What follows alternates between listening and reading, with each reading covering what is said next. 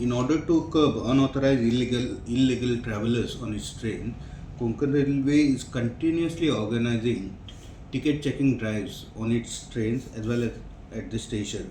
In November 2025 itself, more than 1,000 drives were conducted and almost around 43,000 unauthorized illegal travelers were detected. And as a result, we have collected a penalty to the tune of rupees 2.3 crores during the month of November 25. If you see from January to November 25, total 7,500 drives were conducted, more than 3 lakh unauthorized illegal travelers were detected, and a fine to the tune of rupees 18 crores was collected from these illegal travelers. Konkan Railway requests its esteemed passengers to buy proper valid journey ticket or platform ticket if you are entering on the platform. Okay.